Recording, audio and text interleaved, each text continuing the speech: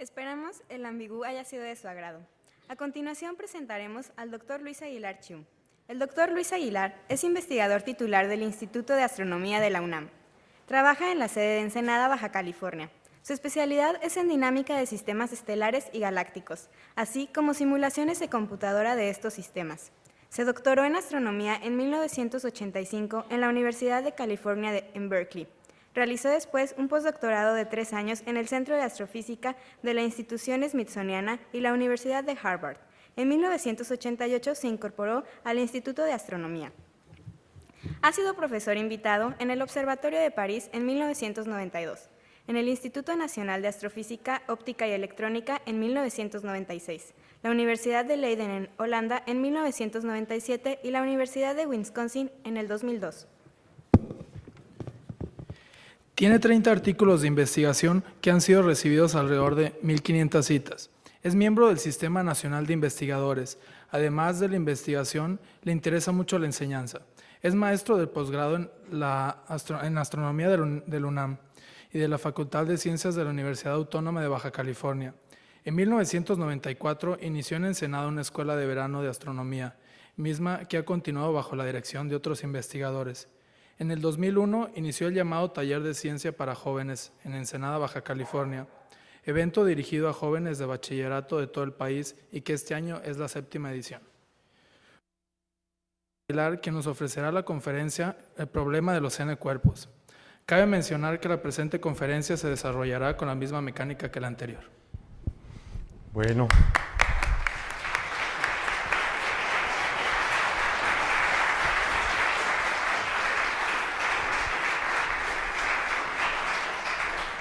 ¿Me oyen bien? ¿O demasiado bien? Porque luego soy medio gritón. Bueno, antes que nada quisiera darle las gracias a la Sociedad de Alumnos de la carrera de Ingeniería Física Industrial que me invitaron aquí. Yo nunca había venido a Monterrey, ni siquiera a Nuevo León, y estoy encantado de lo que he visto, de la ciudad que tienen, que es muy hermosa, pero sobre todo de los jóvenes con los que me ha tocado platicar, que veo que están muy interesados en cuestiones científicas. Entonces, pues apenas llevo menos de 24 horas aquí, pues ya me siento como en casa. Entonces, gracias por invitarme. Dicen que es de buenas maneras presentarse, entonces antes de entrar con el tema en sí de la plática, déjenme presentarme un poquito mejor, a ver si esto jala. Necesitamos alimentar la señal de la computadora. Entonces, pues, ¿qué pasó? Ahí está. ¿Quién es el conferencista? Bueno, personas de cierta edad, como de mi edad o mayor, dirían, bueno, pues Luis Aguilar, ese debe ser un cantante ranchero, ¿no? A lo mejor a ustedes ya no les dice nada. Aquí está mi correo electrónico. Me encanta recibir preguntas de los estudiantes, estén donde estén. Cuando tengan alguna duda de astronomía, con toda confianza, mándenme algún mensaje. Lo peor que puede pasar es que no les conteste inmediatamente porque ando ocupado. Como dijeron, yo trabajo para la UNAM en el Observatorio Astronómico Nacional de México, el cual está en la Sierra de San Pedro Mártir. Resulta que los observatorios no los deciden los políticos dónde van a estar, sino los decide la naturaleza. Para tener un observatorio, pues necesitamos un cielo muy oscuro, necesitamos un lugar muy elevado para que la mayor parte de la atmósfera ya se haya quedado allá abajo, ¿sí? Y necesitamos un lugar donde el cielo, el viento no sea turbulento, sino que venga con lo que se llama un flujo laminar para que las estrellas no titilen, ¿sí? Queremos una imagen muy, muy clara. Y resulta que San Pedro Mártir, la Sierra de San Pedro Mártir en Baja California, reúne todos estos requisitos. De hecho, por si no lo saben, es un lugar privilegiado a nivel mundial. Cuando hacen las listas de todo el mundo de los mejores sitios para hacer observatorios, San Pedro Mártir siempre aparece entre los primeros 5 o 4 lugares. Y por eso es que ahí está el Observatorio Astronómico Nacional y las oficinas están en la ciudad de Ensenada, que está ahí cerca. Aquí está una vista panorámica del puerto de Ensenada, aquí está una foto de satélite, aquí está la parte norte de Baja California norte, aquí estaría la frontera, ¿sí? Bueno, por acá está la frontera, el Valle de Mexicali, la ciudad de San Diego, Tijuana ahí pegado, y en esta bahía muy grande es donde tenemos a la ciudad de Ensenada. Por cierto, toda esa región a un lado es donde hay una región vitivinícola muy rica y como van a ver más adelante, es muy importante que haya una región vitivinícola para el tipo de astronomía que yo hago. Van a ver un momento por qué es esto importante. Bueno, ¿qué es lo que hago? Fíjense que hay dos tipos de astronomía. La astronomía es de las ciencias modernas la que más llama atención al público. Si uno va a una fiesta, lo invitan, hay una pachanga y está ahí uno tomándose su copa, se acerca la gente y bueno, ¿y tú qué haces? No, pues yo soy físico de altas energías especializado en hamiltonianos de supercuerdas. ¡Órale! Pues quién sabe qué hará ese señor, ¿no? Mejor vamos a platicar con alguien más. Pero si uno dice que es astrónomo, pues luego se forma la bolita alrededor, ¿no? Claro que la siguiente pregunta que le van a hacer a uno es, oye, ¿y cuántos ovnis has visto? O a lo mejor nos dicen, mira, yo soy Piscis, ¿tú qué eres? ¿Sí? Entonces, claro, hay concepciones erróneas sobre la astronomía, pero de que hay interés, hay interés. Sin embargo, fíjense que hay dos tipos de astronomía y la gente por lo general piensa en un solo tipo de astronomía. Y eso lo voy a ejemplificar con esta caricatura que me encontré en una revista. Fíjense, aquí está un centro de un pueblito con su kiosco y está un señor con cara de aburrido, con un telescopio aquí y tiene un letrerito que dice conozca la luna. Aquí al lado hay una indita que acaba de bajar de la Sierra de Oaxaca con una canasta llena de hongos mágicos y pues aquí hay cola y pues ya salen bien servidos las personas y tiene un letrero que dice conozca el universo completo. ¿Ok? Entonces esto ejemplifica los dos tipos de astronomía, la observacional y la teórica. La gente por lo general piensa en la observacional, pero también están los astrónomos de hongos mágicos, y yo soy de esos. A ver, ¿de qué se trata? ¿Qué hace un astrónomo observacional? Bueno, los astrónomos observacionales son los descubridores, son los que van a descubrir la galaxia más lejana o la estrella más grandota, ¿sí? Y su herramienta principal es el telescopio. Aquí hay una caricatura donde uno le dice al otro, con razón no has encontrado nada en 15 años, no le has quitado la tapa al lente. Bueno, y como dije antes, pues la herramienta principal de los astrónomos observacionales es el telescopio. Bueno, ¿y qué pasa con los astrónomos teóricos? Bueno, aquí hay una caricatura donde están unos astrónomos teóricos supuestamente en un pizarrón lleno de ecuaciones, y pues esto seguramente lo hemos hecho más de una vez en la carrera, ¿no? Donde nos deja una tarea horrible el maestro y empezamos desde el enunciado y luego sabemos cuál es la respuesta y nos regresamos y por ahí en medio no sabemos cómo hacerle, ¿no? Bueno, resulta que los astrónomos teóricos son los que explican los descubrimientos, ¿sí? Luis Felipe Rodríguez nos estaba hablando todas estas cosas maravillosas sobre hechos que ocurren en millones de años. ¿Cómo sabe Luis Felipe sobre estas cosas? ¿Sí? Luis Felipe no sé qué edad le calculan, pero créanme que no tiene millones de años, ¿no? Entonces, ¿cómo le hace él para saber todas estas cosas? Bueno, uno hace una labor detectivesca, es como ese programa famoso del CSI Miami, ¿no? Un astrónomo es igualito que un detective. Cuando el detective llega a la escena del crimen, pues el crimen ya pasó, no puede verlo. Lo único que tiene son las pistas de lo que hay ahí alrededor y a partir de eso tiene que reconstruir lo que pasó. Imagínense que un ser de otra galaxia que no tiene nada que ver con la Tierra o los seres humanos se aparece en la macroplaza y nada más tiene 2 horas antes de regresarse a su galaxia. Entonces, ¿qué hace? Saca su hipercámara o lo que sea y empieza a tomar fotos de todo. Y luego se regresa a su galaxia y le dicen, ¿qué aprendiste sobre los humanos? Espérame tantito, déjame sacar todas las fotos y organizarlas. Y las empieza a organizar, ¿ok? Y se empieza a dar cuenta que hay unos seres humanos chiquitos, tan chiquitos que los tienen que cargar. Hay otros que son más grandes, hay unos que tienen el pelo blanco, hay otros que de plano ya no tienen pelo, ¿sí? Entonces, a través de ver muchas fotos, va a empezar a inferir que los seres humanos crecen y envejecen. Pero ¿cómo se dio cuenta si nomás estuvo 2 horas? Porque en la muestra de fotos que trae ancianos, trae niños, trae adultos y puede inferir esto. Lo mismo pasa en astronomía. Los astrónomos observacionales toman fotos de muchas galaxias y se la pasan a los teóricos. Entonces los teóricos lo que hacen es meter todo lo que sabemos de física en una computadora y empezar a hacer modelos. Y entonces comparando con las observaciones es que podemos avanzar en nuestro entendimiento.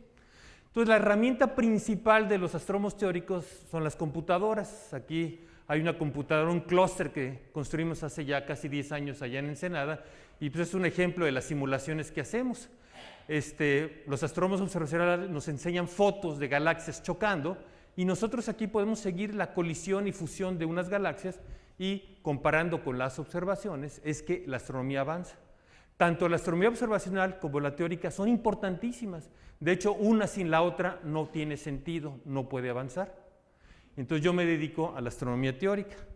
Entonces esa es mi pequeña presentación para que se den idea un poco de dónde vengo y qué es lo que hago.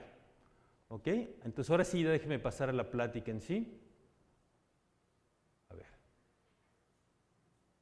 El problema de N cuerpos. Fíjense que yo escogí este tema muy a propósito para ustedes, por lo siguiente. Cuando pensamos en la astronomía, pensamos en algo que responde a un sentimiento muy profundo que tenemos todos los humanos. ¿De dónde vinimos? ¿De dónde salió este universo? ¿Qué tan viejo es? Pero por otro lado también decimos, bueno, pero eso no tiene nada que ver con la vida diaria, no tiene nada que ver con nuestra sociedad. Eso es en la Torre de Marfil para esos señores sabios, extraños, que no van a fiestas y que se la pasan ahí resolviendo ecuaciones en el papel, ¿no? Pero a mí no me dice nada. Y lo que quiero que se den cuenta es que el desarrollo de la astronomía tiene mucho que ver con el resto de la sociedad. Voy a hablar de un problema particular, que es el problema de N cuerpos, que ha sido un problema central en la historia de la astronomía teórica, pero voy a tratar de convencerlos de que tiene muchísimo que ver con nuestra sociedad. ¿Sí? Voy a empezar haciendo una afirmación que espero que al final de mi plática haya podido más o menos convencerlos. Y es que el problema de N cuerpos es tal vez el problema no resuelto, más antiguo y a la vez más fecundo en la historia de la ciencia. A lo largo de los siglos nos ha dado muchos frutos. Veamos. Fíjense, su origen se remonta a la necesidad que tenía el hombre antiguo de medir el paso del tiempo. Hoy en día medimos tan fácilmente el tiempo, pues ve el calendario, ve el reloj, que ni nos damos cuenta que sea importante. Pero en la antigüedad, aún antes de que descubriéramos de la agricultura, era importante para la humanidad cuando éramos nómadas, porque teníamos que saber en qué época iban a pasar los renos migrando de un lado a otro para pues, ir a emboscarlos y llevar un poco de carne para la cueva, ¿no? Entonces necesitábamos de alguna manera medir el tiempo. Ya después que nos volvimos sedentarios, pues mucho mayor por los ciclos de la agricultura. Y fíjense que el primer reloj la humanidad lo encontró en los cielos. ¿Sí? El paso del sol nos daba el día y la noche, el paso de la luna nos daba el mes, el paso de la bóveda celeste nos daba el año. ¿Sí? Entonces desde un principio buscamos una medida del tiempo en la bóveda celeste. Lo que no sabíamos es que ese reloj que está en el cielo es un problema de N cuerpos. No sabíamos que era el problema de N cuerpos, pero eso era lo que estábamos tratando de describir para aprovecharlo. Bueno, después, a medida que avanzó la ciencia y la tecnología, pues ya nos construimos modelos mecánicos más precisos. No había un entendimiento físico detrás, era simplemente una representación. Pero en realidad lo que estábamos tratando nosotros de resolver de nuevo es un problema de N cuerpos, el problema de cómo se mueven los planetas en el sistema solar. Entonces desde ahí viene el problema de N cuerpos. Luego, pues la ciencia moderna aparece con Isaac Newton, precisamente cuando formula la forma clásica de la interacción gravitacional. No sé si alguna vez lo han visto, el original en los Principia de Newton, pero aquí está en latín, que los planetas se atraen, y aquí habla como el recíproco del cuadrado de la distancia y proporcional a la cantidad de materia que tiene. Seguramente lo hemos visto, pero como menos g m1 por m2 en tr cuadrada. Bueno, aquí está el original, ¿sí? Y fíjense que con excepción de la ley de la reflexión especular y lo que no lo puse aquí, pero también el principio de Arquímedes de flotación, que conocían los griegos, con excepción de esos dos, es la primera formulación matemática de un fenómeno natural. Entonces desde ahí arranca el problema de N cuerpos. Newton resolvió el problema de dos cuerpos y a la hora de resolverlo por ahí inventó el cálculo diferencial e integral. Después, pues si ya resolvimos el problema de dos cuerpos, vamos a resolver el de tres cuerpos. Y él lo intentó y por más que lo intentó no lo pudo resolver. De hecho, en una carta que le escribe a su amigo Halley, dice que él creía que este problema excede, si no estoy equivocado, la fuerza de cualquier mente humana. Entonces él se tuvo que contentar con el problema de dos cuerpos, pero utilizando lo que se llama teoría de perturbaciones, él podía describir el movimiento de astros en el sistema planetario. En particular, se logró predecir cuándo iba a regresar el cometa de Halley. Entonces fue el primer gran triunfo de la formulación matemática de la gravedad que hizo Newton. Ahora déjenme hablarles un poquito del impacto sociopolítico y económico del problema de N-cuerpos. Uno dirá, ¿el problema de N-cuerpos qué tiene que ver con la política? Créanme que mucho. Si uno va a visitar Europa, la mayor parte de las capitales europeas uno le dicen, mira, ahí arriba esa colina, ahí está el observatorio de París, ahí está el observatorio de Greenwich, el observatorio de muchos lados. ¿Por qué el interés en tener observatorios? No crean que esos emperadores querían saber cuál es el origen del universo. Había un problema económico y político muy importante que tenían que resolver y era el de la navegación.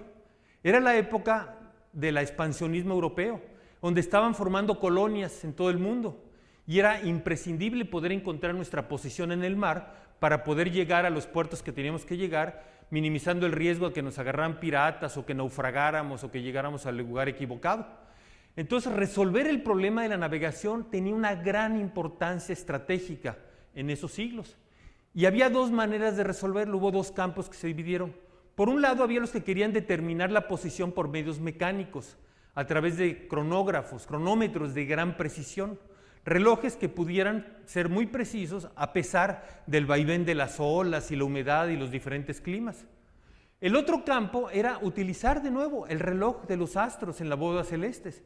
Para eso teníamos que determinar con gran precisión las posiciones de los planetas y de la Luna, y luego teníamos que desarrollar un modelo matemático. Y por eso es que todos estos imperios europeos dedicaron mucho dinero a crear estos observatorios. Pero como les decía, se necesitaba no solo aparatos de medición, sino se necesitaba una teoría detrás para entender realmente cómo se mueven estos planetas y entonces hacer tablas náuticas donde podríamos saber si están en esta configuración, qué día es y qué hora es. Entonces trajo un enorme desarrollo no solo a la astronomía, sino a la física y a las matemáticas. Y es una historia tan rica que realmente no la puedo resumir aquí en poco tiempo, simplemente voy a hablar de unos cuantos casos. Tenemos a Pierre-Simon de Laplace, un matemático muy famoso, y a él le preocupó el problema de la estabilidad del sistema solar.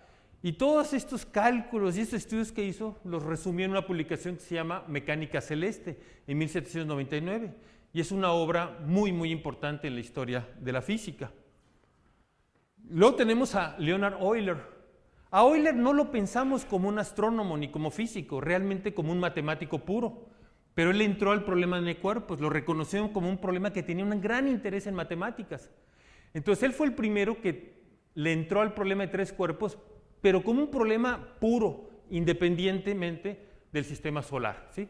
Y él encontró una solución al llamado problema restringido de tres cuerpos, en el cual las tres partículas se mueven en línea recta. Entonces él encontró la primera solución. Luego tenemos Joseph Louis Lagrange, ¿sí? A él le interesaba mucho el problema del movimiento de la Luna y también de los satélites de Júpiter. Él confirmó la solución de Euler y luego encontró una solución adicional muy bonita, en la cual los tres puntos se mueven como los vértices de un triángulo equilátero y simplemente dan vueltas en elipses, pero se mantiene el triángulo equilátero. ¿Okay? Luego Gauss, un matemático alemán muy famoso, también le entraba a estudios pragmáticos. Resulta que los astrónomos habían descubierto un asteroide que se llama Ceres, pero luego lo perdieron y ya no sabían dónde encontrarlo. Y Gauss desarrolló todo un método para determinar y predecir las órbitas de los cuerpos celestes cuando tenemos apenas nada más 3 observaciones.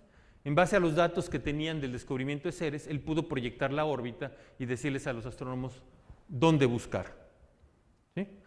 Y luego tenemos el ejemplo de Henri Poincaré, cuyas palabras fueron citadas cuando fue inaugurado este simposio. Poincaré fue un matemático francés de finales del siglo XIX, principio del siglo XX, increíblemente fecundo. Y él trabajó en el problema de tres cuerpos. Y a la hora de tratar de encontrar soluciones al problema de tres cuerpos, desarrolló todos los métodos de lo que ahora se llama la topología. Y de paso descubrió lo que ahora llamamos sistemas dinámicos no lineales con caos. Todo eso viene del problema de N-cuerpos. Bueno, el estudio de este problema de tres cuerpos llevó al desarrollo de la mecánica celeste, ¿sí? Pero también dio lugar a lo que se llama la mecánica analítica o racional, ¿sí? En el primero se buscaba aproximar las soluciones con series a tercer orden, a cuarto orden, a quinto orden. De hecho, hay una historia muy interesante de un astrónomo matemático que se llamaba Delaunay, francés de final del siglo XIX, que se propuso desarrollar en teoría de perturbaciones el movimiento de la Luna, y lo hizo a un orden tal que le llevó como 25 años de su vida, y su obra está publicada como en 7 volúmenes muy gruesos, que si uno lo abre no tiene más que ecuaciones y ecuaciones y ecuaciones, es todo lo que tiene. Hoy en día es un trabajo muy citado, pero yo creo que no le daría gusto a Delaunay saber por qué citan su trabajo. A nadie le interesa su teoría de la Luna, porque ahora lo hacemos con computadoras.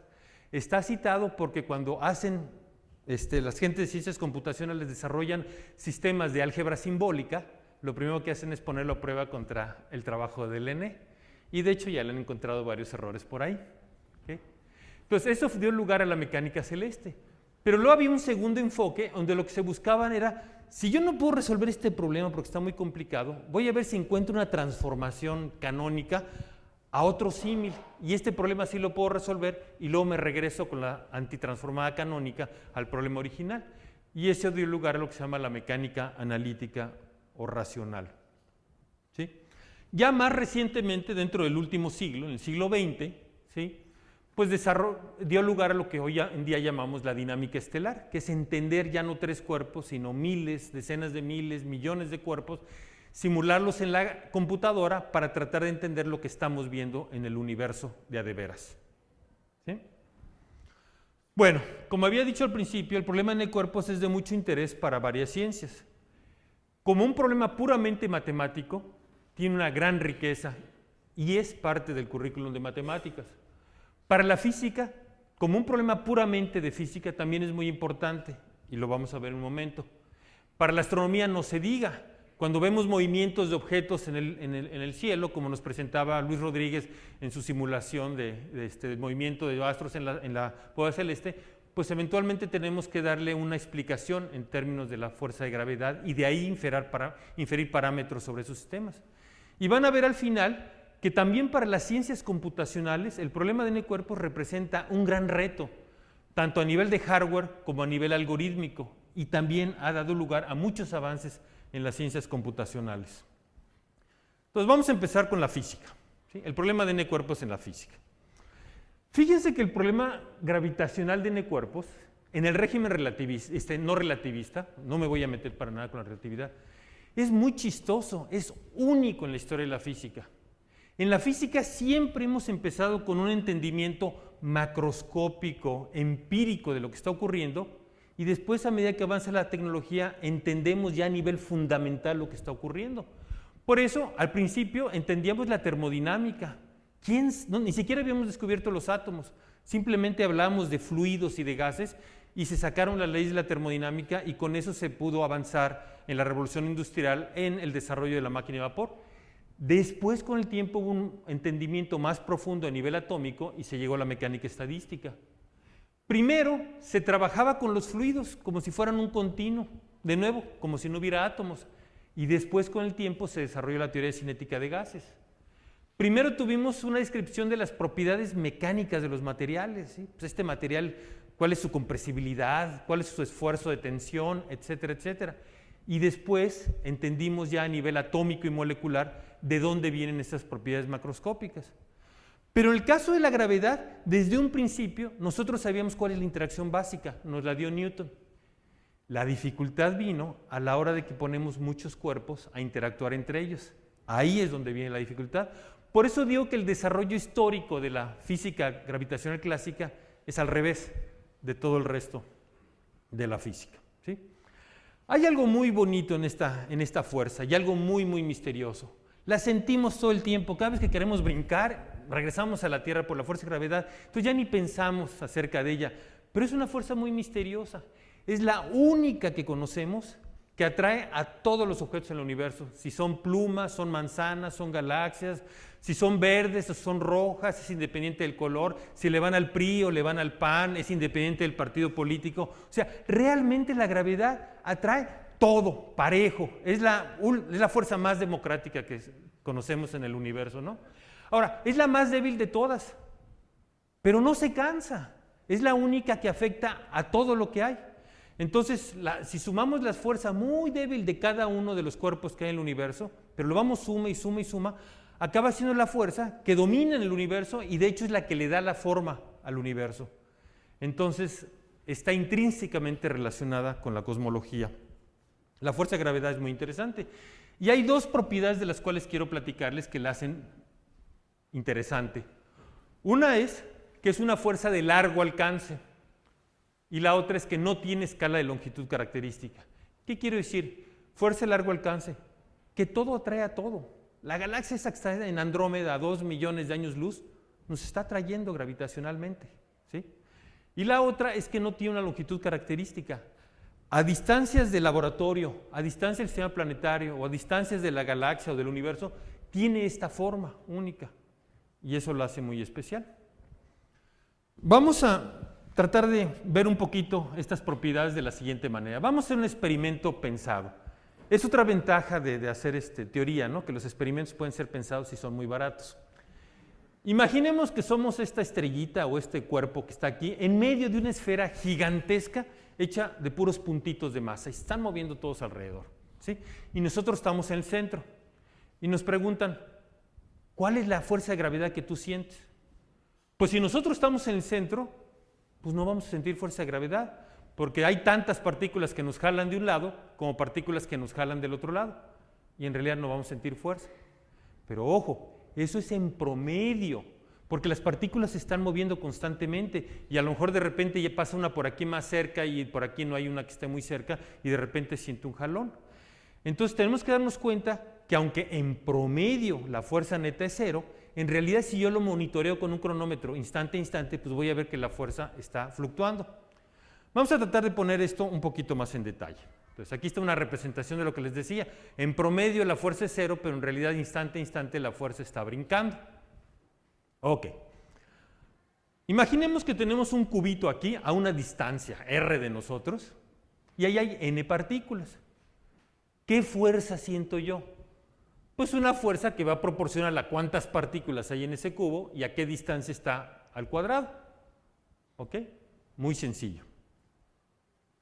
Pero resulta que esa fuerza va a tener una fluctuación. ¿Por qué? Porque en este cubito que está aquí fijo, pues las partículas no están fijas. Están entrando, están saliendo y a lo mejor de repente entran 2 y sale una y ya gané una partícula. Pero luego salen 3 y entró una no nada más, ¿sí? Y entonces, debido a eso, el número neto de partículas está fluctuando. Y resulta que la fluctuación del número de partículas nos los da una cosa que se llama la distribución de Poisson. Si no saben qué es la distribución de Poisson, no se preocupen. Simplemente nos dice que va como la raíz cuadrada de n. Y es algo muy intuitivo. Yo les doy una moneda. A ver, ahí va. Dime si esta moneda es honesta o no. Te echas 4 volados, ¿sí? Y salen 3 águilas y un sol. ¿Será honesta? Pues quién sabe, ¿no?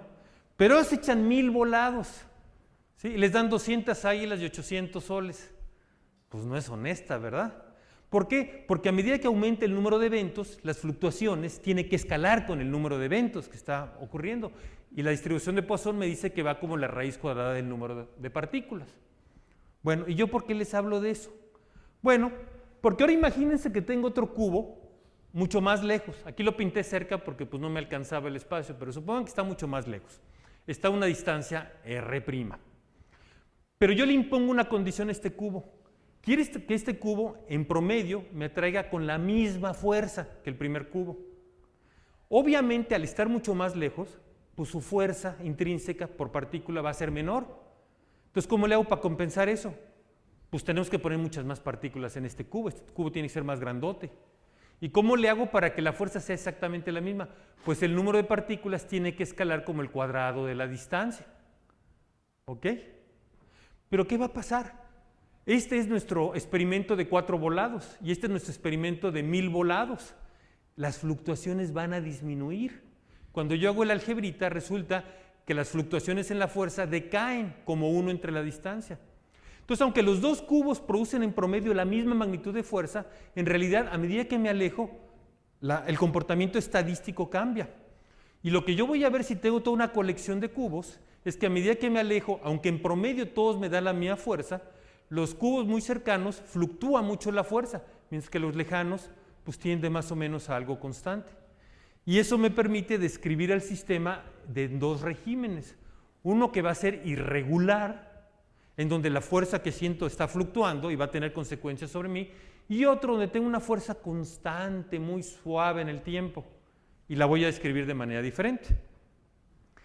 La primera, donde la fuerza fluctúa, le llamamos colisiones, y está caracterizada por un tiempo colisional, que va como el tamaño del sistema dividido entre la velocidad RMS, y luego el número de partículas dividido entre el logaritmo del número de partículas, ¿sí?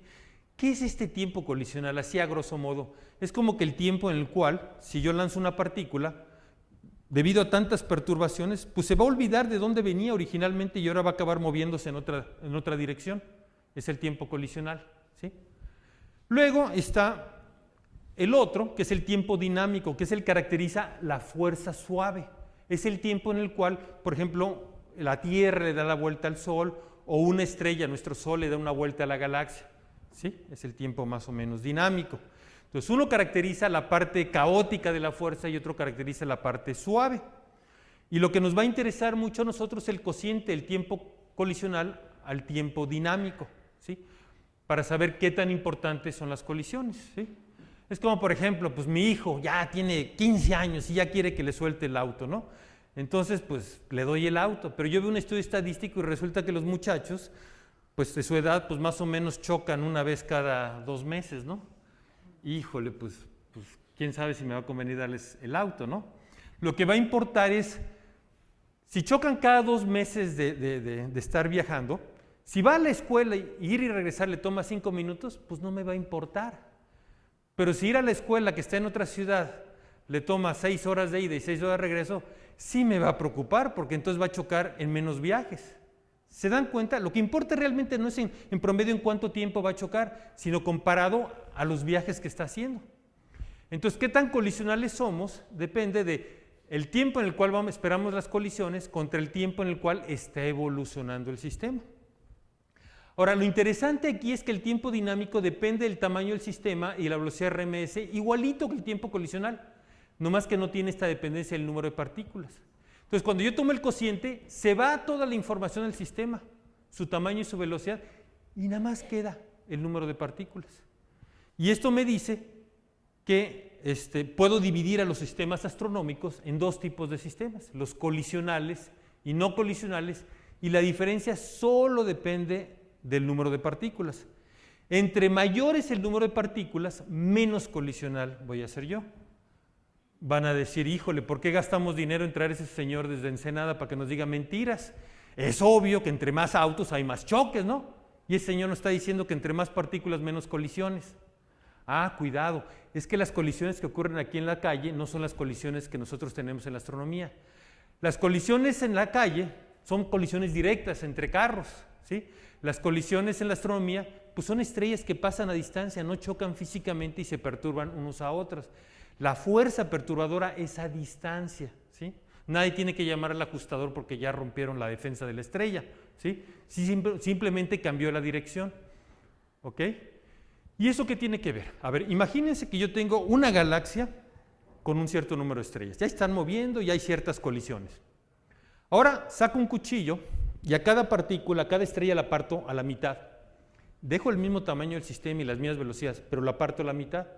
Ahora tengo el doble de partículas. Pues va a haber más colisiones, ¿no? Por unidad de tiempo. Sí es cierto, va a haber más colisiones, pues hay el doble de partículas en el mismo volumen. Pero fíjense que la fuerza va como el producto de las masas, ¿no? La gravedad, masa 1 por masa 2. Pero ahora cada masa es la mitad de lo que era antes. Entonces, masa entre 2 por masa entre 2 es masa al cuadrado entre 4. Entonces, voy a tener muchas más colisiones, pero cada colisión es mucho más suave, me perturba mucho menos. ¿Ok? Entonces, a la larga, aunque tenga más colisiones, el efecto perturbador, que es lo que me importa, decrece. Por eso decimos que a medida que tenemos más y más y más partículas, el sistema se vuelve menos colisional. No es que haya menos colisiones, sino que las colisiones importan menos. Y aquí tenemos varios ejemplos. Hay un grupo estelar, un cúmulo globular, una galaxia y un grupo de galaxias. Entonces aquí tengo el número de partículas en cada uno, un grupo estelar como de 10 estrellas, un cúmulo globular tiene como 1 millón de estrellas, la galaxia tiene como 10 a la 11 estrellas, y en el caso del cúmulo de galaxias, lo que importa no son las estrellas individuales, sino simplemente las galaxias que se muevan. Aquí está el tiempo colisional en millones de años y el tiempo dinámico, y lo que yo quiero que noten aquí es este cociente. Fíjense que un grupo estelar es intrínsecamente colisional. En solo un tiempo dinámico tiene en promedio una colisión. Entonces ahí la fuerza irregular va a importar muchísimo. En cambio en la galaxia, fíjense, es como 100,000 veces. El Sol tiene que dar como 100,000 vueltas alrededor del centro de la galaxia antes de que las colisiones importen. Entonces pues no va a importar. Y cuando nos vamos al cúmulo de galaxias, como otra vez desciende el número de partículas, otra vez volvemos al régimen colisional, y por eso las colisiones son importantes para las galaxias. Entonces lo que importa es el número de partículas. Vamos a hablar un poquito aquí de la distribución de Maxwell-Boltzmann. Es algo que debieron de haber visto en sus materias de termodinámica. Si ustedes agarran muchas partículas y les dejan interactuar, no importa cómo van a interactuar, por gravedad, por electricidad, pueden ser pelotas de billar ahí en la mesa de pool. Si tienen suficientes partículas y las dejan mucho tiempo estar ahí dando vueltas, van a tender a una cosa que se llama la distribución de Maxwell-Boltzmann. Aquí tengo la velocidad y cuántas partículas tengo de cierta velocidad, y pues ahí va, crece y luego baja. Me salió bastante fea la figura, pero bueno. Bueno, ¿y eso qué importa? Bueno, regresemos a nuestro experimento pensado. Ahí tenemos nuestra galaxia, una esfera enorme hecha de muchos puntitos masa. Bueno, pues estas partículas están ahí moviéndose y empiezan a colisionar, ¿sí? Entonces van a tender a la distribución de Maxwell-Boltzmann. Entonces, pues algunas partículas se van a quedar con una velocidad así moderada, pero otras partículas van a agarrar velocidades muy altas. Recuerden que la distribución de Maxwell-Boltzmann formalmente se extiende hasta infinito. Pero aquí hay una cosa. A diferencia de los experimentos termodinámicos donde yo agarro un gas y lo meto en un pistón y lo apachurro o lo relajo, aquí, ¿qué es lo que me está deteniendo a esta galaxia? Pues su propia fuerza de gravedad. Pero la fuerza de gravedad tiene un cierto límite que está medido por la velocidad de escape.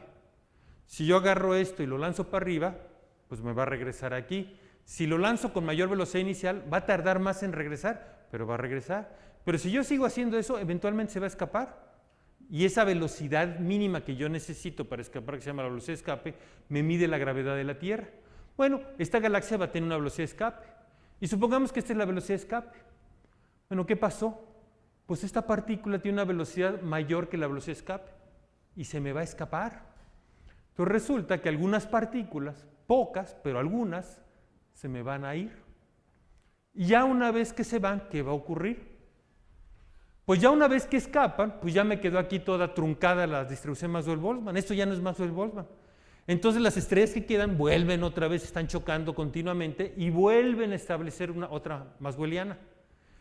Pero sigue estando la velocidad de escape ahí. De hecho, como ya perdí masa, ya se me fueron algunas partículas, ahora mi velocidad de escape es más pequeña. Entonces la velocidad de escape se va moviendo hacia la izquierda y voy perdiendo más y más partículas. Y por conservación de energía, las que quedan se van contrayendo. Y esto se contrae, y se contrae, y se contrae, y se le van yendo partículas. Y finalmente, formalmente, matemáticamente, la solución es que se me crea una singularidad en el centro y el resto de las partículas se me va a infinito. Entonces, fíjense qué interesante. No es como una nube de gas que tengo en un pistón y que estoy haciendo estudios de termodinámica. Yo tengo esta galaxia, mi gas de estrellas, y resulta que naturalmente va a tender hacia pues, un hoyo negro en el centro y partículas que se escapan, ¿no? Ahora vamos a hablar sobre el problema de N-cuerpos en la astronomía y nos vamos a preguntar, ¿de veras ocurrirá eso en el universo? Eso que me están diciendo, de que se va a formar un hoyo negro en el centro y las demás partículas van a escapar. Fíjense que para que esto ocurriera yo necesito colisiones. Entonces vamos a buscar un sistema astronómico en donde las colisiones importen. Y un candidato bueno son los cúmulos globulares, que ya les había enseñado brevemente en una lámina anterior. Los cúmulos globulares son objetos bellísimos de ver en el telescopio. Son unas pequeñas albondiguitas luminosas, donde tenemos como del orden de entre 100,000 y 1,000,000 de estrellas dando vueltas una alrededor de la otra. Imagínense que el Sol estuviera ahí en el centro de unos cúmulos globulares. La noche estrellada sería fabulosa, ¿no? Bueno, estos cúmulos globulares no están confinados al plano de la galaxia, sino se mueven en órbitas que suben mucho hacia arriba y luego hacia abajo y cruzan el plano de la galaxia. Y estos sistemas tiene una gran densidad de estrellas en el centro y las colisiones sí importan en el centro. Entonces, el tiempo colisional de estos cúmulos es como 10 a la 9 años, pero estos cúmulos tienen como 10 a la 10 años de edad. Entonces, realmente el tiempo colisional es solo una décima parte de su edad. Entonces, ya debieron haber ocurrido varias colisiones. Vamos a ver qué pasa. Entonces, los astrónomos han buscado agujeros negros en el centro de los cúmulos globulares. Y aquí hay una fotografía de un cúmulo globular, aquí hay un acercamiento del centro y luego aquí hay otro acercamiento todavía mayor. Y como ven, la cantidad de estrellas que hay ahí es realmente asombrosa. Pero por más que le han buscado, no han encontrado evidencia de agujeros negros en estos cúmulos globulares. Han encontrado otros bichos muy extraños como pulsares, estrellas de neutrones, pero no agujeros negros. Entonces, ¿qué está pasando? Bueno, si modelamos este problema que yo les platiqué así con caricaturas, pero en una computadora, vamos a encontrar que los sistemas de n cuerpos con colisiones naturalmente evolucionan a esta singularidad. Aquí hay un cúmulo globular atrapado en una cajita en una computadora y lo están evolucionando. Y lo que vemos como función del tiempo es que el radio que contiene, digamos, el 10% de la masa o el 20% de la masa tiende a contraerse, se colapsa, mientras que los radios que contienen el 80%, el 90% de la masa se expanden. Esto es lo que yo les decía, que el núcleo se contrae y el halo se expande. Entonces está confirmadísimo en la computadora, pero no lo vemos. ¿Qué está pasando? Bueno, vamos a ver si aprendemos que eso ocurre. Cuando hacen modelos de computadora encuentran, lástima que no se ve bien esto, pero este es el radio, la distancia al centro del cúmulo globular, y esto es la densidad en escala logarítmica. Entonces aquí está el perfil inicial de densidad del cúmulo globular, y si lo dejamos evolucionar la computadora, vemos que un tiempo después ahora está aquí, un tiempo después está aquí, y finalmente llega hasta acá. Y la diferencia entre este punto y este punto son 18 órdenes de magnitud. Aumenta la densidad central un factor increíblemente grande. Tan grande que la separación típica entre estrellas, que nos decía Luis que era del orden de varios años luz, resulta que para cuando llegamos a este estadio en el centro del cúmulo globular, la distancia entre las estrellas es comparable al tamaño del sistema solar. Entonces, las colisiones realmente cercanas van a ser muy importantes.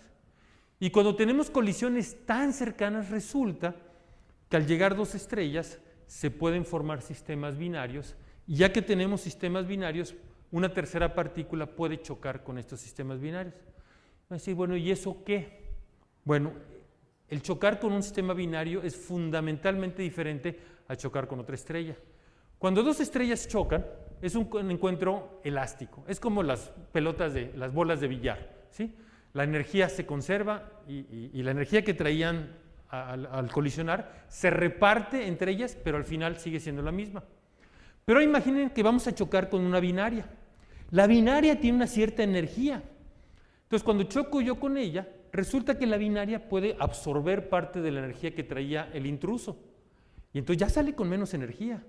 O, por el contrario, le puede pasar energía. Y ahora el intruso sale mucho más rápido. Dicho de otra manera, las binarias actúan como fuentes y sumideros de energía. Y ya no me van a checar las cuentas de conservación de energía. La energía sigue conservándose. Lo que pasa es que la está robando o la está donando el sistema binario. Y eso es muy importante. Van a ver por qué. Resulta que dependiendo de si las binarias son ladronas o son mecenas y nos van a dar energía, los vamos a clasificar en binarias suaves y binarias duras. Vamos a empezar con una binaria suave. Aquí está una binaria suave. ¿Qué es una binaria suave? Una binaria suave es aquella en la cual el movimiento de las estrellas es mucho más lento que la velocidad típica con que pasan los intrusos, ¿sí? Bueno, fíjense, aquí está esta binaria y de repente pasa esta estrella. Cada vez que hay una colisión, hay una cosa que se llama la equipartición de la energía. La energía va a tratar de igualarse, de repartirse entre los dos objetos. Este va rapidísimo, entonces le va a pasar energía a esta, y esta ya va a salir más lento. Entonces, sale más lento. Pero hay una cosa muy chistosa con este sistema. Fíjense, imagínense que la Tierra que está dando vueltas alrededor del Sol, de repente yo le diera energía. Pues lo voy a mandar a la órbita de Plutón. Pero ¿cómo se mueve Plutón con respecto a la Tierra? Muy lento. Plutón se mueve muy lento. ¿Por qué? Porque a la distancia mucho mayor que está el Sol, la fuerza de gravedad del Sol es menor, y entonces no necesito ir muy rápido para mantenerme en una órbita circular.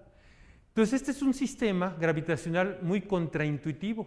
Si ustedes le inyectan energía, el sistema se expande y se enfría, porque ahora se mueve más lentamente todo. Entonces fíjense, esta binaria que de por sí se movía lentamente, ¿sí?, resulta que le quita energía a este intruso que pasó, pero además se volvió ahora todavía más suave. Antes se movía lentamente, ahora se mueve todavía más lentamente. Y con el tiempo la voy a perder. Se van a separar tanto las estrellas que se va a romper ese sistema. Ahora vamos con los interesantes, las binarias duras. Estas binarias duras son aquellas en las cuales el movimiento de las estrellas, su velocidad es mayor que la velocidad promedio de los intrusos. Entonces, de nuevo, viene este intruso y choca, y por equipartición de energía, ahora este que se mueve muy rápido le va a pasar energía al otro, al intruso. Entonces el intruso sale a gran velocidad. ¿Pero qué pasó? El binario, la sistema binaria, le donó energía al intruso, por eso la aventó a gran velocidad.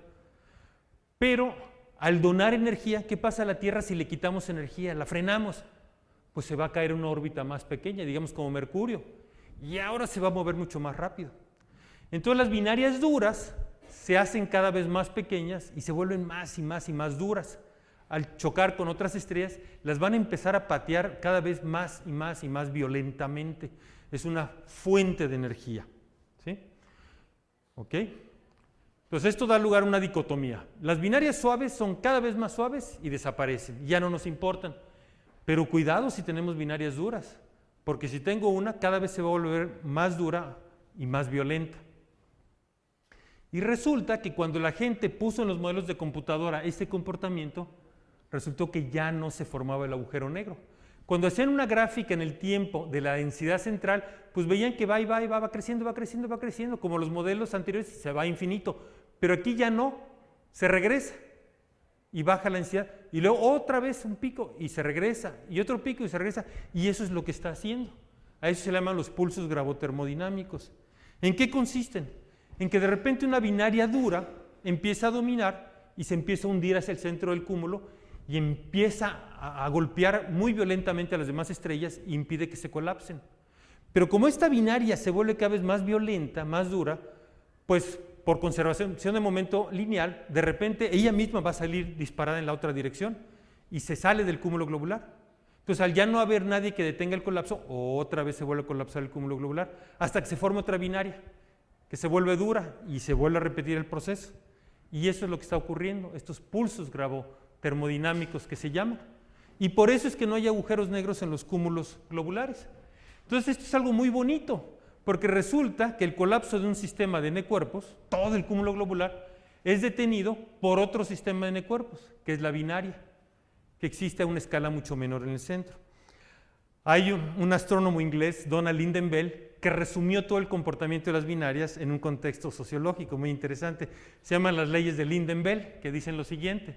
Dice, la tasa de endurecimiento de un criminal, o sea, una binaria dura, es independiente de su dureza, una vez que se ha vuelto un criminal duro. Sí, ya que se convirtió en binaria dura, se va a seguir endureciendo. Los criminales más violentos cometen pocos crímenes, pero estos son extremadamente violentos. Los criminales menos violentos cometen más crímenes, pero son pocos violentos. Sí, la binaria más dura se hunde hasta el mero centro y hay pocas interacciones con el resto de las estrellas, pero estas son durísimas. Las demás binarias que se quedaron en los alrededores están teniendo muchas colisiones, pero no son tan duras. Las sociedades pequeñas evolucionan hasta ser dominadas por un criminal central muy violento que expulsa a otros miembros de la sociedad, hasta que es desplazado de su posición central o incluso expulsado de la sociedad en una interacción violenta con otro miembro de la sociedad. Era lo que les decía, eventualmente esta binaria dura es tan dura que por conservación de momento lineal en un encuentro pues sale disparado. Y luego el último es, toda sociedad desarrolla eventualmente un grupo pequeño que la domina. Eventualmente este grupo puede llegar a ser dominado a su vez por un criminal muy violento. Por favor, esto es una broma, no vayan a decir que Luis Aguilar les vino a decir aquí en Monterrey que así es como evolucionan las sociedades. Pero es una manera interesante de acordarse, ¿no? Ahora vamos a hablar un poquito sobre el problema de N cuerpos en las ciencias computacionales. Espero que con lo que hemos visto hasta ahora se hayan dado cuenta de que el problema de N-cuerpos no nomás son ahí unos mosquitos dando vuelta, sino hay comportamientos muy interesantes, insospechados que ocurren. Bueno, resolver el problema de N-cuerpos con un N muy grande es un problema computacional muy complicado.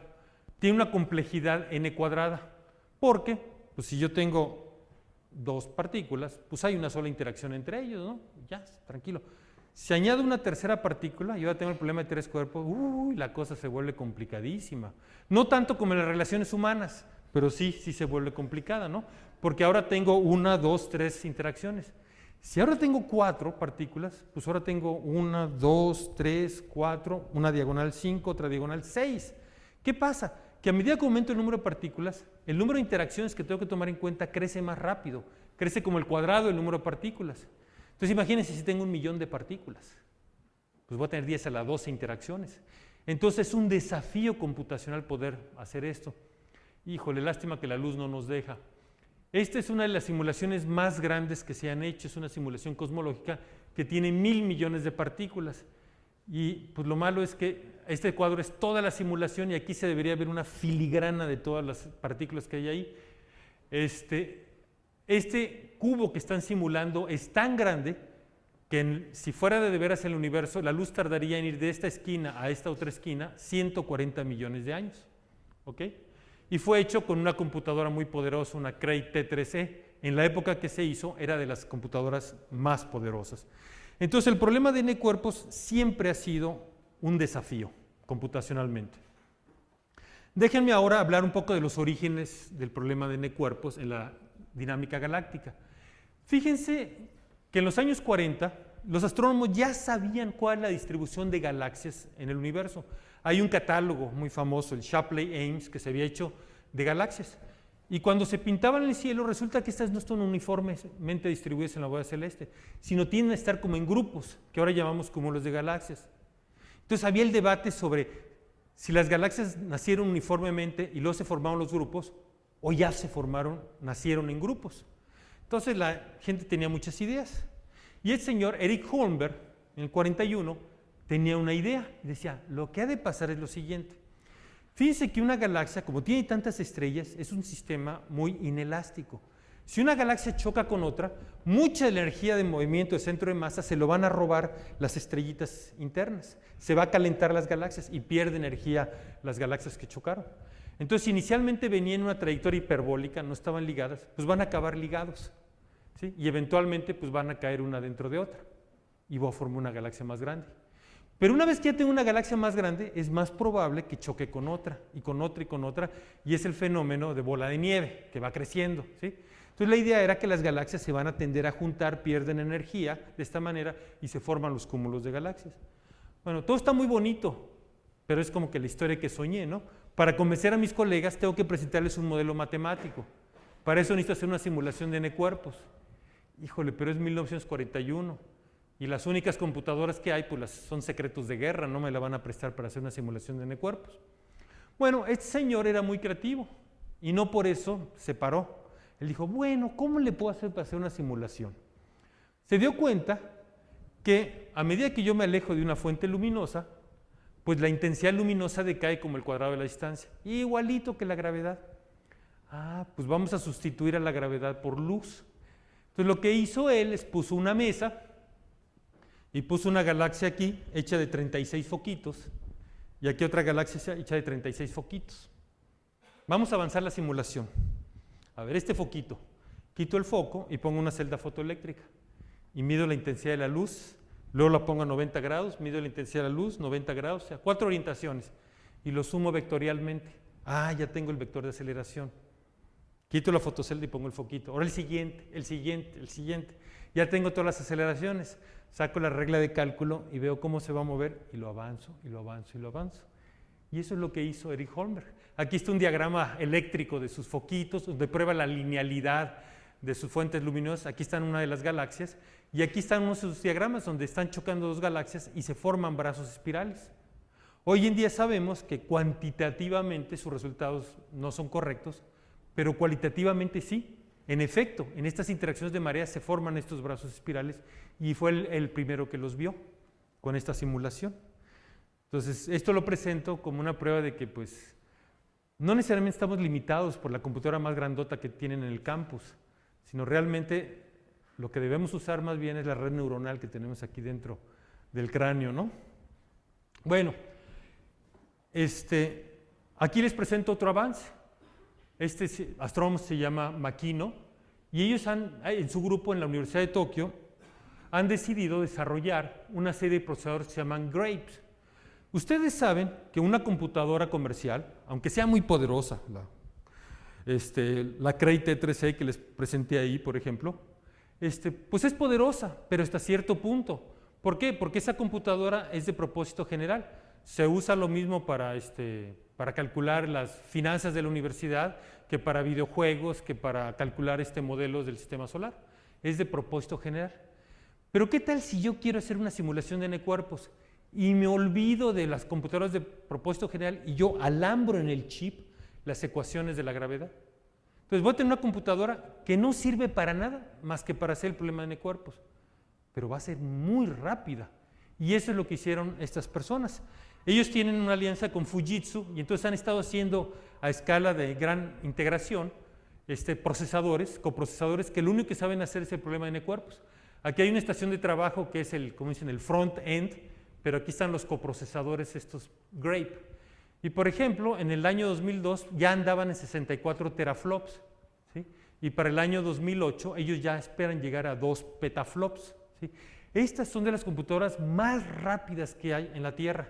Lo que pasa es que normalmente no las mencionan porque en realidad no son computadoras de uso general, nada más saben resolver un problema. Pero vean cómo el estudio del problema de N-cuerpos nos lleva a avances también en el campo del hardware. En nuestro caso, allá en Ensenada, pues tenemos recursos limitados económicos y hace ya casi 10 años pues, nos aventamos a esto que pues, ahora ya no llama la atención, construir clústeres. Construimos el segundo clúster que se hizo en México en un ambiente académico. Teníamos ahí 36 procesadores dedicados, conectados con una red de gigabit entre ellos y los hacíamos correr simulaciones. Con esa nosotros logramos romper la barrera de 1 millón de partículas y hacer simulaciones con más de 1 millón de partículas. Esta gráfica no se las explico, pero no les gustaba mucho a los de cómputo centralizado del campus, porque resulta que es mucho más efectivo en costo que una computadora comercial central. Claro que la desventaja es que es como un auto de carreras. Un Fórmula 1 pues es un auto muy veloz, pero más vale que sepa manejar, porque si no me voy a romper la cara en el primer poste que me encuentre. Entonces estas máquinas son poderosísimas a igualdad de dinero, pero más vale que yo sepa meterle mano a las tripas de la computadora y sepa programarla, porque si no, no voy a poder. Bueno, finalmente quiero hablar un poquito de cosmología. Estas son las simulaciones más grandes que se hacen. Este es un cuadro en donde se forma en el centro una galaxia. Aquí podemos ver todas estas redes filamentarias que se forman de materia oscura. Y si yo hago un zoom en el mero centro, pues puedo ver una galaxia de disco que se ha formado. ¿Será posible oscurecer el cuarto nada más para enseñar esta película? A ver si podemos apagar todas las luces y luego la volvemos a prender. Es nada más para la película. Es la formación de una galaxia en estas simulaciones de N-cuerpos. Entonces lo que van a ver es una serie de partículas que son masa oscura, que empiezan a interactuar gravitacionalmente, pero este programa de N-cuerpos también tiene física de gas. Y entonces van a ver que el gas empieza a disipar energía y se van a formar las galaxias en el centro. A ver, ahí va. Ahí está, puro gas. Y empiezan a formarse las galaxias pequeñas y empiezan a chocar unas con otras. ¿Sí? Y ahí empezamos a formar una galaxia de disco. Pero vean que una galaxia realmente se forma a través de la colisión de muchos objetos. Luis Rodríguez nos enseñaba unas imágenes del universo hace mucho tiempo, donde se veían muchas galaxias muy chiquitas. Bueno, esto es lo que creemos que ocurre. Empiezan a chocar entre ellas y con el tiempo se forma una galaxia como la nuestra, que es mucho más grande. Y la única manera que tenemos de estudiar esto es a través de una simulación de computadora. ¿Recuerdan lo que les decía al principio de ser de otra galaxia que llega aquí a la macroplaza? Pues lo único que tenemos son fotos estáticas. La única manera de recrear la dinámica es hacer un experimento en la computadora, haciendo una simulación de N-cuerpos. Y los códigos de N-cuerpos se vuelven cada vez más sofisticados. Este es un código en el cual ya no más hay gravedad, también hay física de procesos gaseosos, porque aquí se disipa mucha energía en forma de choques que ocurren en el gas. Y ya finalmente se vuelve un cuadro un poquito más tranquilo, ya la galaxia ha formado ahí, pero siguen llegando continuamente satélites de la periferia. ¿Sí?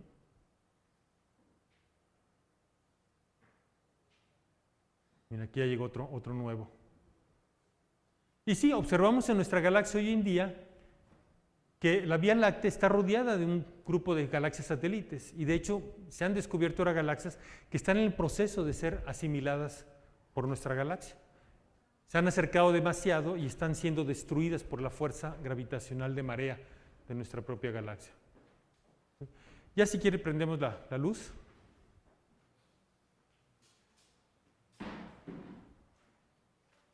Y entonces, después de todo esto, espero haberlos convencidos de que el problema de N-cuerpos, pues tal vez sea el problema no resuelto más antiguo y más fecundo en la historia de la ciencia. Fíjense que ha dado lugar a muchos avances en las matemáticas, en la física, en ciencias computacionales y desde luego en la astronomía, ¿sí?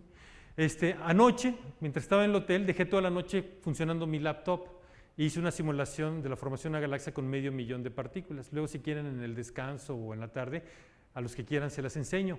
Lo que quiero que vean es que ha habido un gran avance no solo en hardware, sino en software. Hoy en día tenemos programas que son muy interesantes y me permiten hacer simulaciones que hace 10 años yo necesitaba un clúster. Le dije, con ese clúster logramos romper la barrera del 1,000,000 de partículas. Anoche, toda la noche, los 10 horas que estuve ahí en el hotel, mi laptop estaba trabajando e hice una simulación de 500,000 de partículas. Entonces, realmente, cualquiera que quiera entrar a este tipo de problemas, porque le interesa astronómicamente, porque le interesa desde el punto de vista físico, de ciencias computacionales, hay herramientas que nos permiten con computadoras comunes y corrientes entrarle a esto. De hecho, los astrónomos han desarrollado mucho software que es público y que son laboratorios de N-cuerpos, donde uno puede meterse y crear un sistema solar o una galaxia y empezar a jugar con ellos y empezar a hacer simulaciones. Entonces les digo, si alguien tiene interés, pues acérquese conmigo después y les enseño no solo la simulación, sino les puedo dar las direcciones en internet. Gracias.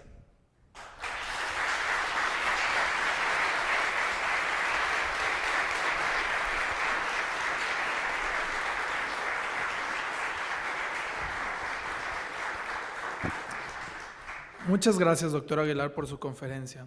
En este momento se lleva a cabo la sesión de preguntas y respuestas.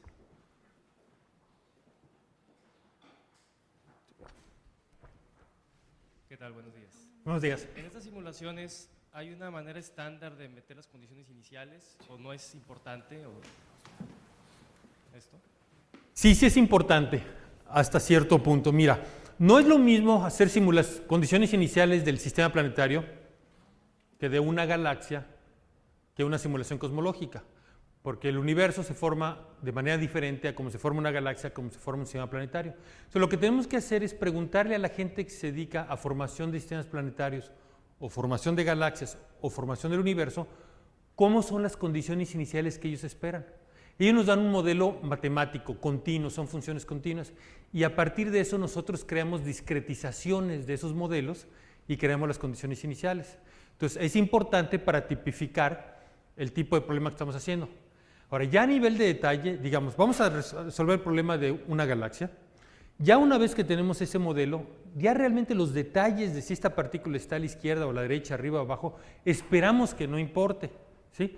Porque entonces lo que vamos a hacer es todo un ensamble de experimentos y al final reportamos el promedio y la dispersión dado por ese ensamble de experimentos. Pero esperamos que haya convergencia, que a final de cuentas los detalles de las condiciones iniciales no importen. Eso no siempre ocurre. Fíjate que en el problema del sistema planetario es un sistema que es intrínsecamente caótico. Nuestro sistema planetario parece ser estable, pero está muy cerca de que pueda ser inestable, ¿sí? Entonces, la gente que se dedica a formación de sistemas planetarios casi que tiene que saber qué sistema pretende simular, porque si le cambia un poco las condiciones iniciales, le sale algo completamente diferente.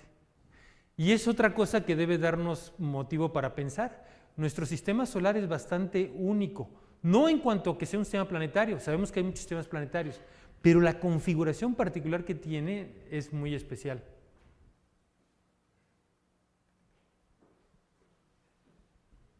Buenos días. Mi pregunta se refiere también a las simulaciones y los últimos comentarios que hizo acerca de la incorporación de dinámica de gases, mecanismos disipativos. Ahí va mi pregunta.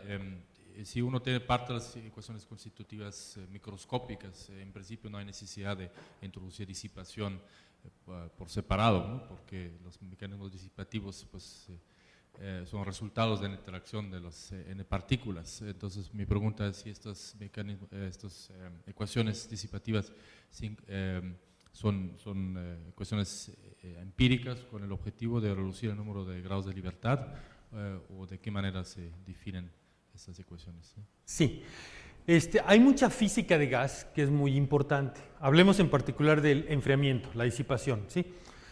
El universo, a medida que evoluciona, cambia drásticamente su composición química. Al principio es casi puro hidrógeno y un poco de helio, pero a medida que evoluciona una estrella se empieza a contaminar con metales. Y el problema con los metales, el fierro, el oxígeno, el níquel, es para los astrónomos cualquier cosa que no es hidrógeno y helio es un metal, por eso le digo metal al oxígeno, perdón por decir esa barbaridad. Resulta que los metales, al tener muchas transiciones atómicas, pues disipan muy bien la energía. En los tokamaks, en los experimentos de fusión nuclear, el problema que tiene es que en cuanto se contamina el gas que tiene ahí el plasma, con un poquito de metales, se empieza a enfriar y a radiar. Entonces, en estas simulaciones cosmológicas se tiene que tomar en cuenta eso. Entonces, hay una curva de enfriamiento que a medida que va evolucionando la evolución química de la región, va cambiando eso. Como esto, hay muchas otras físicas que se tiene que meter, pero no se puede meter como algo detallado, sería imposible, no tendríamos una computadora suficientemente grande para hacerlo. Entonces lo que hace es que se abstrae todo lo que conocemos de esos fenómenos y se crea un modelo semiempírico, y eso es lo que se le mete a la computadora. De hecho, en las simulaciones cosmológicas ese es uno de los puntos más débiles que hay hoy en día, porque como comprenderá hay diferentes maneras de meter fórmulas semiempíricas y no necesariamente dan los mismos resultados.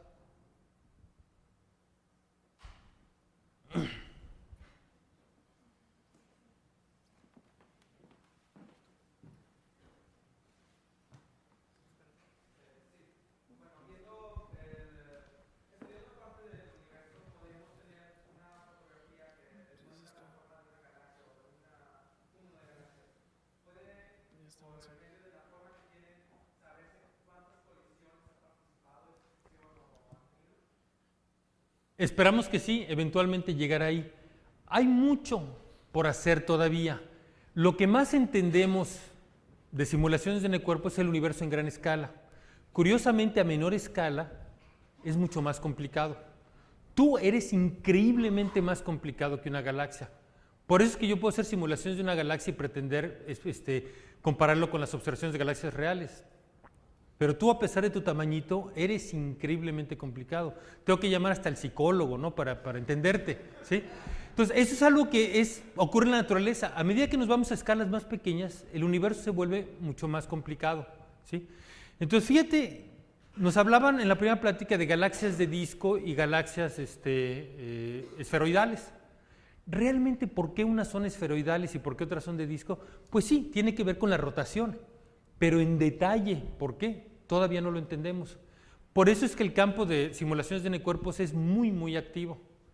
Hay muchas incógnitas que pues, realmente desconocemos, pero para allá vamos.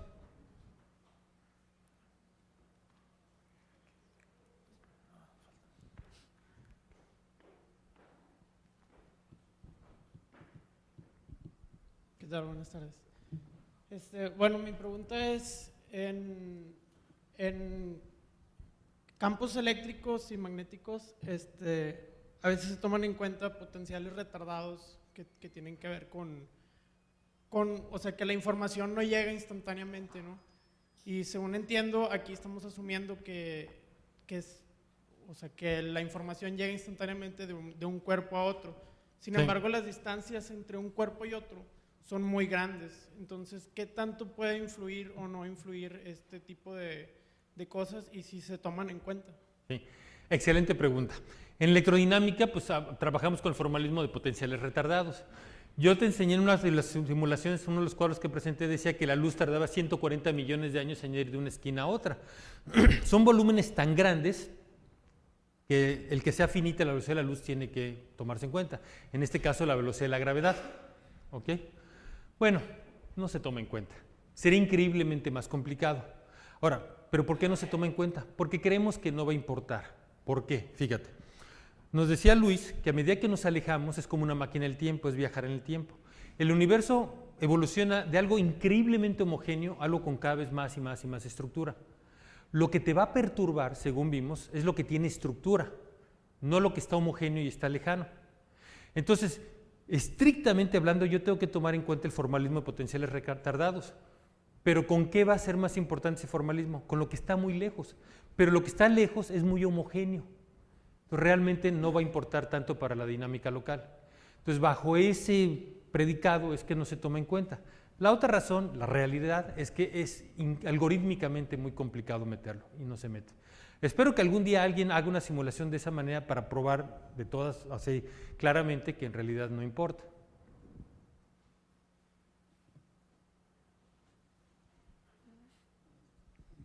Gracias. Comentabas que en los cúmulos globulares, por la formación de estas binarias duras, no llega a formarse el hoyo negro, pero en los centros de galaxias sí se forma. Entonces, ¿cuál es la diferencia fundamental que permite que, en dos medios que son diferentes, pero a primera aproximación no son tan diferentes, en unos se formen los hoyos negros y en otros no? Ya me están poniendo preguntas muy complicadas. Mira, si tú promedias en la región central el bulbo de la galaxia, la densidad no es tan grande como la del centro de un cúmulo globular. Entonces tú esperas más interacciones cercanas. Sí va a haber interacciones de este tipo de binarias en el centro de la galaxia, pero no tan copiosas como hay en el cúmulo globular.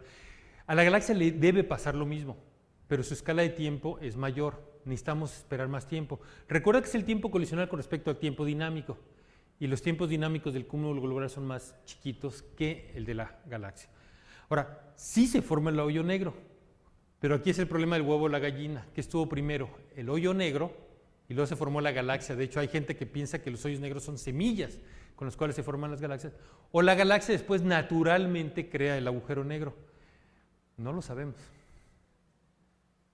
No te puedo responder tu pregunta.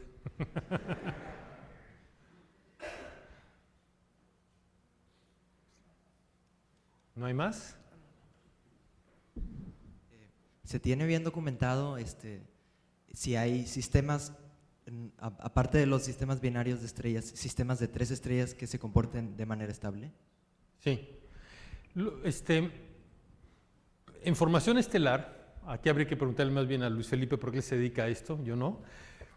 Creemos que las estrellas se forman colectivamente, no se forman individualmente, ¿no? Entonces tenemos grupos, no sé, de 2, 3, 4, 6, 20, 50. Pero como se forman, todos están más o menos a la misma distancia unos de otros.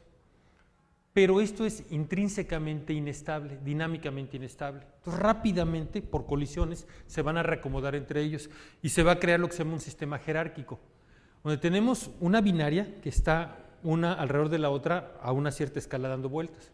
Pero resulta que esta binaria a su vez le da vuelta a otra que está a una distancia mucho mayor. Y todo esto a su vez forma un sistema binario con otro que está mucho más lejos. Y en el proceso aventamos a muchas otras, las pateamos ahí infinito y se escaparon, ¿sí? De hecho, parte de la investigación que hace Luis Felipe ha sido descubrir algunas de estas estrellas que escapan, ¿no? Entonces se jerarquiza el sistema muy rápidamente y más bien lo que creamos son jerarquías de binarias.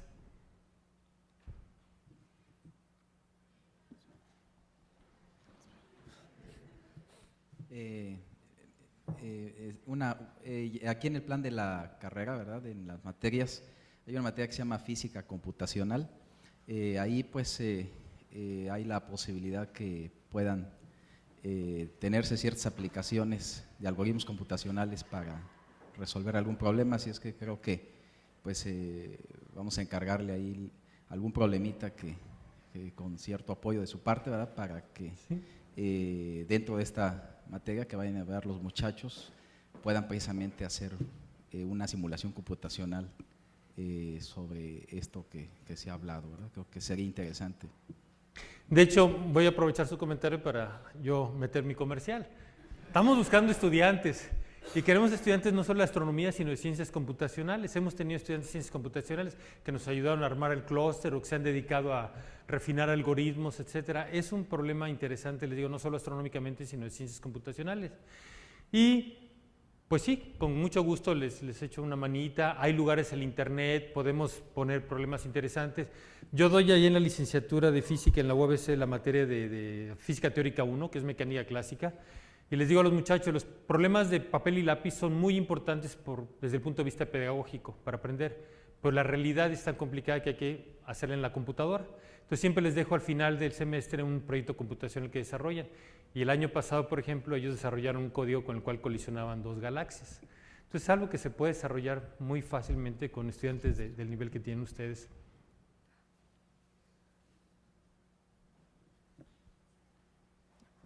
¿Ya es todo? Bueno, pues gracias de nuevo.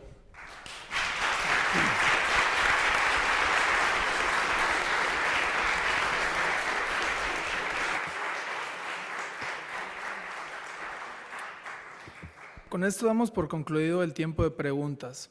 Ahora nuestra compañera Diana Ramírez hará la entrega de un reconocimiento a nombre del comité organizador.